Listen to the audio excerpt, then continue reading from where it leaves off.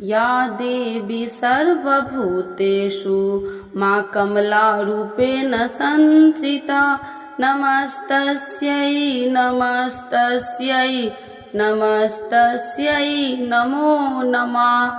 तो एक बार बोलिए प्रेम से कमला माता की जय, भगवती माता की जय। आज आषाढ़ मास के गुप्त नवरात्रि का 10वां दिन है। आज के दिन माता कमला देवी की पूजा आराधना की जाती है। कमला अपने प्रांतिक रूप में स्वयं देवी लक्ष्मी है। कमलम माने कमल का फूल है और कमला कमल में निवास करने वाली है। वे भौतिक अस्तित्व, उतरता समृद्धि और भाग्य के 3 सबसे महत्वपूर्ण पहलू का प्रतिनिधित्व करती है और सबसे बड़ी भलाई की प्रदान बनी रहती है। ये धन की देवी है और अपने भौतिक आध्यात्मिक दोनों पहलुओं के साथ अपने भक्तों को आशीर्वाद देने के लिए तत्पर रहती है। किंवदंती कहती है कि वे द्वितीय सागर के मंथन से निकली थी और उन्हें संरक्षण और जीविका के देवता स्वयं विष्णु जी ने उन्हें पत्नी के रूप में चुना था। सुनहरे वर्ण की होने की वजह से इन्हें कमला कांति का भी कहा जाता है। वे अपने 4 हाथों में से 2 में लाल कमल रखती है, जबकि अन्य 2 रक्षा और आश्वासन और वरदान मुद्रा देने वाले रूप में रखे हुए हैं। पूर्ण विकसित कमल में पद्मासन में बैठी हुई है। उन्हें 4 हाथियों द्वारा नहलाया जाता है, जो धीरे से अपने सूंड के माध्यम से उन पर अमृत डालते हैं। इस प्रकार देवी अनंत सौंदर्य और अनुग्रह की प्रतिमूर्ति बनी हुई है। महाविद्या कमला के ध्यान में बताया गया है कि इनकी क्रांति स्वर्ण के समान है। हिमालय के दृश्य श्वेत वर्ण के 4 हाथी अपने सूर के 4 स्वर्ण कलश लेकर इन्हें स्नान करा रहे हैं। ये अपनी 2 भुजाएं में वर एवं अभय मुद्रा तथा दोनों भुजाओं में 2 कमल पुष्प धारण की है। इनके सिर में सुंदर तथा तन पर रेशमी परिधान सुशोभित है। ये कमल के सुंदर आसन पर आसीन है। समृद्धि की प्रतीक महाविद्या कमला की उपासना स्थिर लक्ष्मी जी की प्राप्ति तथा नारी पुत्रदा के सौख्य के लिए की जाती है। कमला को लक्ष्मी माता तथा पौष्डी भी कहा जाता है। भागर्भों के द्वारा पूजित होने के कारण इनका एक नाम गर्भवती है।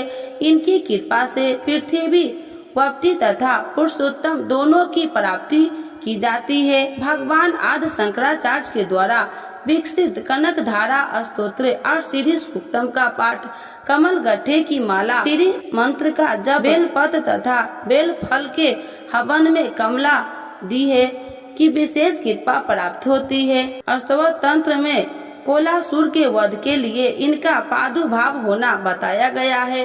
बाराही तंत्र के अनुसार प्राचीन काल में ब्रह्मा, विष्णु तथा शिव द्वारा पूजित होने के कारण कमला एक नाम त्रिपुरा प्रसिद्ध हुआ है। कालिका पुराण में कहा गया है कि त्रिपुर शिव की भाग्य होने से इन्हें त्रिपुरा कहा जाता है। शिव जी अपनी इच्छा से सीधा हो गए हैं। उनका ऊर्ध्व भाग गौर वर्ण 4 भुजा वाला चतुर्मुख ब्रह्मा रूप कहलाया। मध्य भाग में नील वर्ण 1 मुख और चतुर्भुज विष्णु कहलाया तथा अधोभाग्य में अष्टाफिक वर्ण पंचमुखी और चतुर्भुज शिव कहलाया। इन तीनों शरीरों के योग्य से शिव त्रिपुर और उनकी शक्ति त्रिपुरा कही जाती है।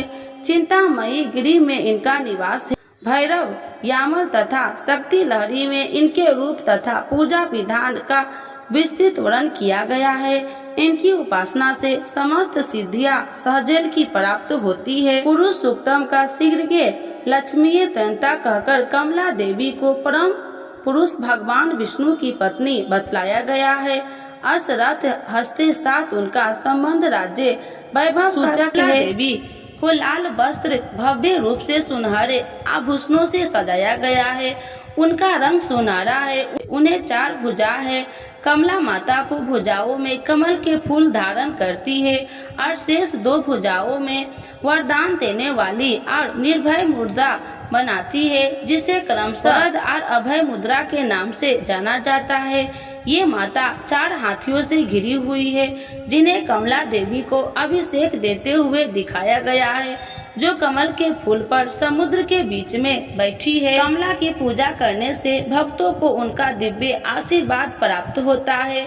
ये आर्थिक तंगी से मुक्त दिलाने में मदद करेगा। इनकी कृपा में मुख्य सफलता, संतानहीनता, दुर्भाग्य और शुक्र ग्रह से दुष्ट प्रभाव जैसी समस्याओं को भी कम किया जा सकता है। कमला देवी की पूजा से बहुतायत की समृद्धि प्राप्त होती है और शारीरिक और विपत्ति कल्याण और आध्यात्मिक उन्नति की आशीर्वाद मिलता है।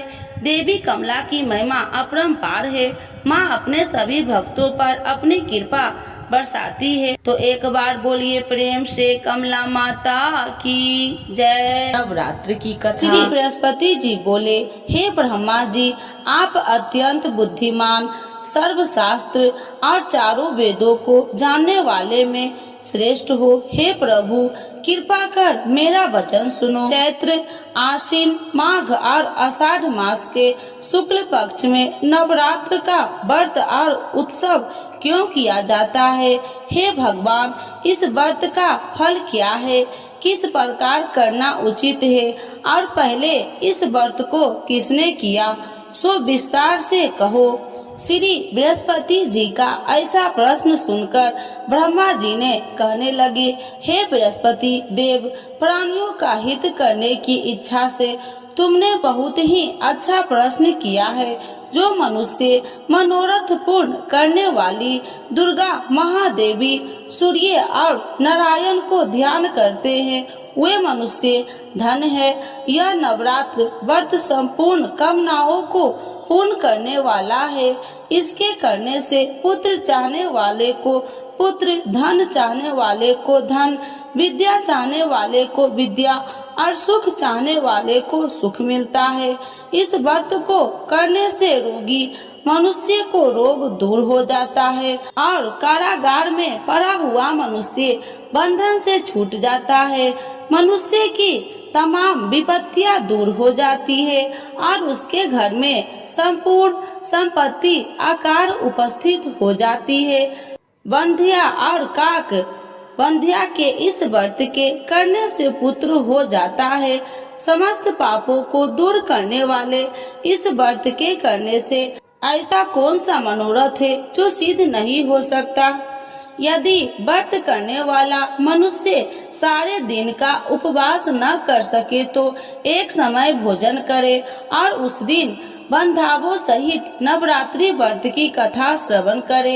हे बृहस्पति देव, जिसने पहले इस महाव्रत को किया है, उसका पवित्र इतिहास मैं तुम्हें सुनाता हूँ। तुम सावधान होकर सुनो। इस प्रकार ब्रह्मा जी के वचन सुनकर बृहस्पति जी श्री ओम बोले, हे ब्राह्मण, मनुष्य को कल्याण करने वाले इस व्रत के इतिहास को मेरे लिए कहा। मैं सावधान होकर सुना। श्री ओम रहा हूँ, आपकी शरण आई हूँ, मुझ पर कृपा करो। ब्रह्मा जी बोले, पीठित नाम के मनोहर नगर में एक अनाथ नाम का ब्राह्मण रहता था। वह भगवती दुर्गा का भक्त था। उसके संपूर्ण सत्गुणों से युक्त मानो ब्रह्मा की सबसे पहली रचना हो ऐसी अर्थात नाम वाली सुमित नाम की एक अत्यंत सुंदर कन्या पैदा हुई। वह कन्या सुमित अपने घर के बाल कपन में अपनी सहेलिया के साथ कीड़ा करती हुई इस प्रकार बढ़ने लगी, जैसे शुक्ल पक्ष में चंद्रमा की कला बढ़ती है। उसका पिता प्रतिदिन दुर्गा की पूजा और होम किया करता था। उस समय वह भी नियम से वहाँ उपस्थित होती थी। एक दिन वह सुमित अपनी सखियों के साथ खेलने लग गई और भगवती के पूजन में उपस्थित नहीं हुई। इसके पिता को पुत्री की ऐसी असावधानियां देखकर क्रोध आया और पुत्री से कहने लगे कि हे दुष्ट पुत्री, आज प्रातः से तुमने भगवती की पूजा नहीं किया। इस प्रकार मैं किसी कुष्ठी और जय माता दी दरिद्र मनुष्य के साथ तेरा विवाह करूंगा। इस प्रकार कुपित पिता के वचन सुनकर सुमित को बड़ा दुख हुआ और पिता से कहने लगे कि हे पिताजी, मैं आपकी कन्या हूँ, मैं आपके सब तरह से अधीन हूँ। जैसे आपकी इच्छा हो मेरा विवाह कर सकते हो, होगा वही जो मेरे भाग्य में लिखा है। मेरा तो इस पर पूर्ण विश्वास है। मनुष्य न जाने कितने मनोरथ को चिंतन करता है, पर होता वही है जो भाग्य में विधाता ने लिखा है। जो जैसा करता है उसको फल भी उस कर्म के अनुसार ही मिलता है, क्योंकि कर्म करना मनुष्य के अधीन है पर फल देव के अधीन है। जैसे अग्नि में पड़े हुए तीन दी उसको अधिक प्रतिदीप्त कर सकते हैं, उसी तरह अपनी कन्या के ऐसे निर्भरता से कहे हुए वचन सुनकर उस ब्राह्मण को अधिक क्रोध आया। तब उसने अपनी कन्या का एक कुष्ठी के साथ विवाह कर दी और अत्यंत क्रोध होकर पुत्री से कहने लगे कि जाओ जाओ, जल्दी जाओ, अपने कर्म का फल भोगो। देखो केवल भाग्य में भरोसा पर रहकर क्या करती है। इस प्रकार से कहे हुए पिता के कुटु वचन को सुनकर सुमित अपने मन में विचार करने लगे कि अहो मेरा बड़ा दुर्भाग्य है जिसने मुझे ऐसा पति मिला है।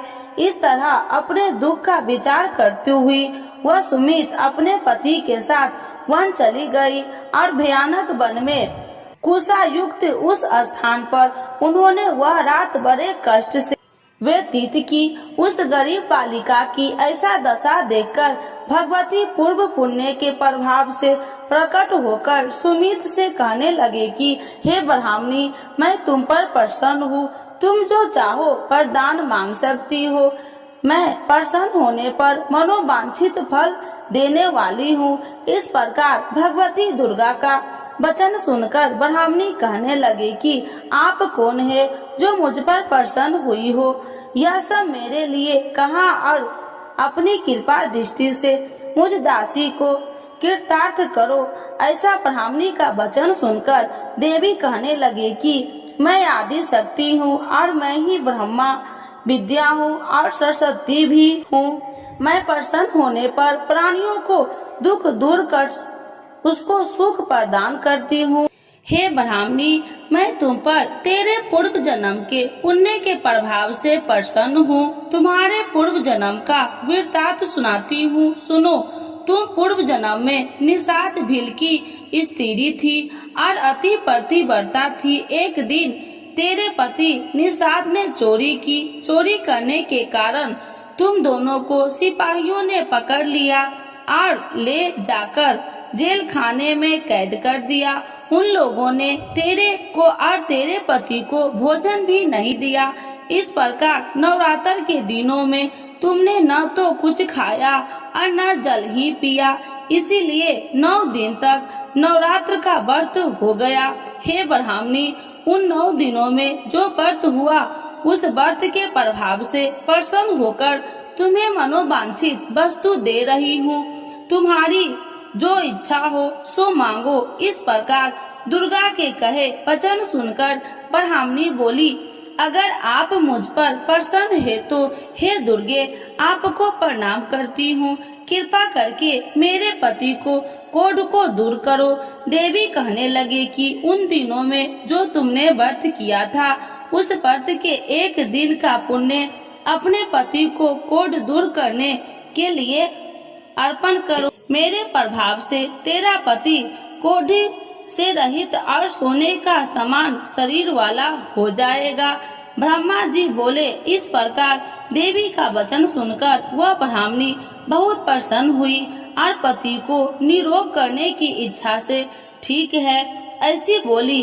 तब एक उसके पति का शरीर भगवती दुर्गा की कृपा से कुष्ठहीन होकर अति कांति युक्त हो गया, जिसकी कांति के सामने चंद्रमा की कांति भी क्षीण हो जाती है।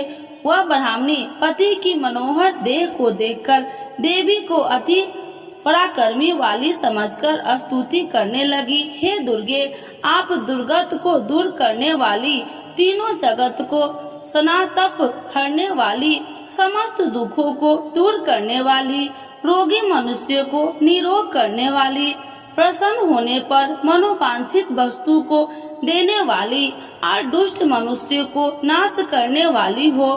तुम ही सारे जगत की माता और पिता हो। हे अम्बे, मुझ अपराध रहित अबला की मेरे पिता ने कुष्ठ के साथ विवाह कर मुझे घर से निकाल दिया।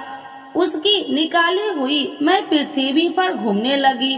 आपने ही मेरा इस आपत्ति रूपी समुद्र से उद्धार किया है। हे देवी, आपको प्रणाम करती हूँ, मुझ दिन की रक्षा करो।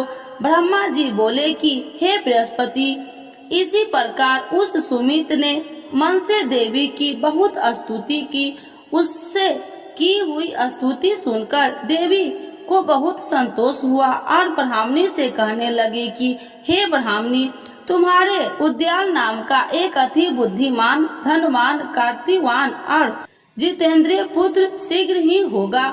ऐसा कहकर वह देवी उस ब्राह्मणी से फिर कहने लगी कि हे ब्राह्मणी, और जो कुछ तेरी इच्छा हो वही मनोवांछित वस्तु तुम मांग सकती हो। ऐसा भगवती दुर्गा का वचन सुनकर सुमित बोली कि हे भगवती दुर्गे, अगर आप मेरे पर प्रसन्न है तो कृपा कर मुझे नवरात्रि विधि बताइए। हे दयावती, जिस विधि से नवरात्र व्रत करने से आप प्रसन्न होते हैं, उस विधि और उसके फल को मेरे लिए विस्तार से वर्णन करें। उस प्रकार ब्राह्मणी के वचन सुनकर दुर्गा कहने लगी कि हे ब्राह्मणी, मैं तुम्हारे लिए संपूर्ण पापों को दूर करने वाली नवरात्र व्रत विधि को बतलाती हूँ, जिसको सुनने से तमाम पापों से छुटकारा, मोक्ष की प्राप्ति हो जाती है।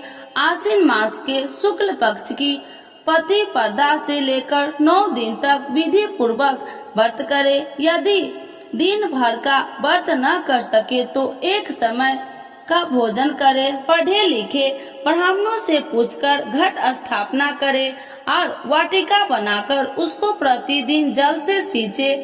महाकाली, महालक्ष्मी और महासरस्वती की मूर्तियां बनाकर उसकी नित्य विधि सहित पूजा करे और पुरुषों से विधि पूर्वक अर्घ्य दे।